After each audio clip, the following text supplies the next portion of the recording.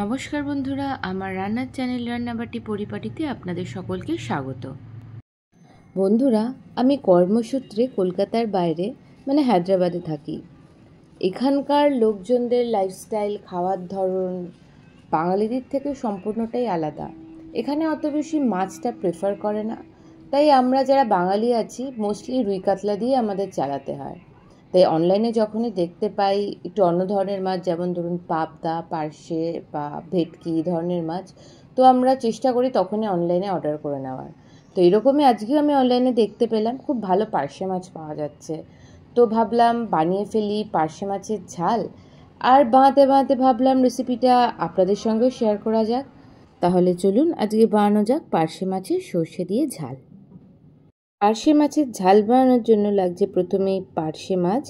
আমি এখানে 8টা মতো পার্শে মাছ নিয়ে নিয়েছি। এরপর লাগছে ধনেপাতা কুচি ও চেরা কাঁচা লঙ্কা। আমি এখানে 3 থেকে 4টে কাঁচা লঙ্কা নিয়ে সেটাকে চিড়ে নিয়েছি। এরপর লাগছে 2 টেবিল চামচ সর্ষে। আমি এখানে সাদা সর্ষে ব্যবহার করেছি, আপনারা চাইলে কালো সর্ষেরও ইউজ করতে পারেন। এছাড়া লাগছে পোস্ত। আমি এখানে 1 টেবিল চামচ পোস্ত নিয়ে নিয়েছি। পোস্তটাও অপশনাল, আপনারা চাইলে এটাকে স্কিপ করতে পারেন। আর লাগছে কালো জিরে, লাগছে হলুদ গুঁড়ো, স্বাদ মতো নুন ও সর্ষের তেল।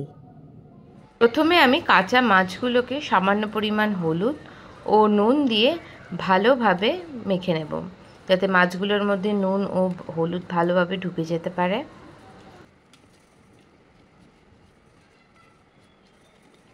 মাছগুলোতে আমি ভালোভাবে নুন হলুদ মাখিয়ে নিয়েছি। প্রথমে আমি ফ্রাইং প্যানে পরিমাণ মতো সর্ষের তেল নিয়েছি এবং তার মধ্যে সামান্য হলুদ গুঁড়ো ছড়িয়ে দিয়েছি, যাতে মাছ ভাজার সময় এই মাছগুলো ভেঙে না যায়। এবার তেল গরম হলে আমি ওই তেলের মধ্যে একে একে নুন হলুদ মাখানো মাছগুলো ছেড়ে দিলাম। এই পার্শে মাছ ভাজতে আমার প্রচণ্ড ভয় লাগে। প্রথমত মাছগুলো প্রচণ্ড ফাটে তেলে দেওয়ার পরে, আর উল্টাতে গেলেও ভেঙে যায়। তো আমি সাধারণত খুব কমই এই পার্শে মাছটা বানিয়ে থাকি। মাছগুলোকে সম্পূর্ণ তেলের মধ্যে দিয়ে দেওয়ার পরে একদিক হালকা ভাজা হলে আমি হালকাভাবে উল্টো দিকটাও উল্টে দিচ্ছি।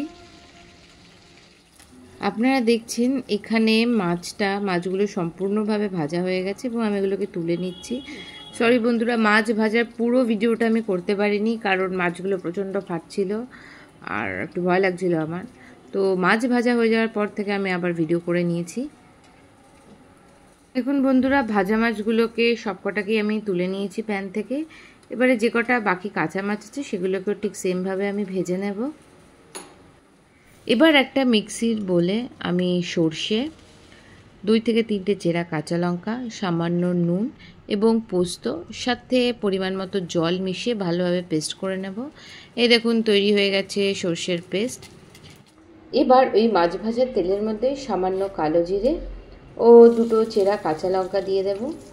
কাঁচা লঙ্কা ও কালো জিরেগুলো একটু তেলে নেড়ে চেড়ে নিয়ে আমি ওর মধ্যে আস্তে আস্তে দিয়ে দিচ্ছি সর্ষের পেস্টটা। সর্ষের পেস্টটা এভাবে পুরোপুরি দিয়ে দিচ্ছি আমি। এবার আমি এই সর্ষের পেস্টটাকে কড়াইয়ের মধ্যে কিছুক্ষণ তেলের সাথে ভালোভাবে মিশিয়ে নিচ্ছি বা নেড়ে চেড়ে নিচ্ছি।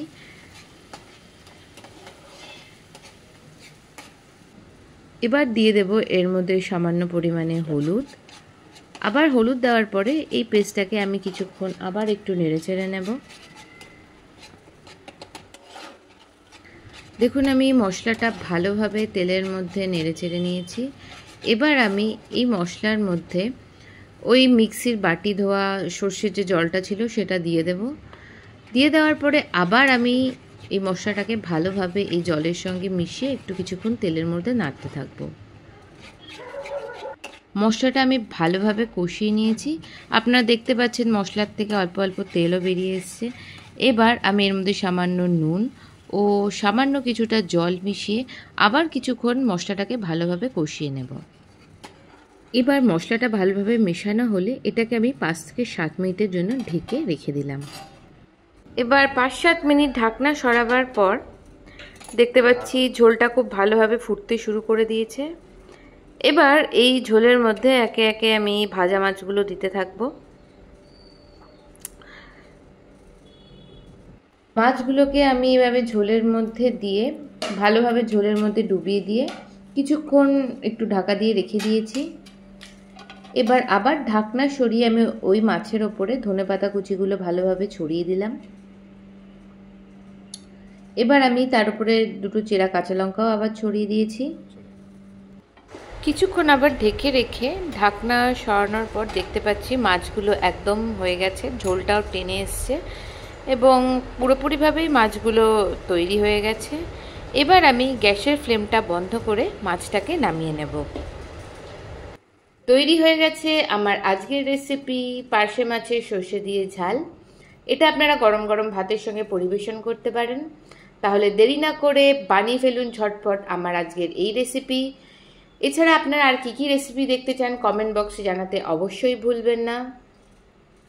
তাহলে আজ এ পর্যন্তই। এরকম রান্নার আরও অনেক রেসিপি পেতে ফলো ও সাবস্ক্রাইব করুন আমার চ্যানেল রান্নাবাটি পরিপাটি এবং শেয়ার করুন আপনাদের বন্ধুবান্ধব ও পরিবারের সকলের সঙ্গে।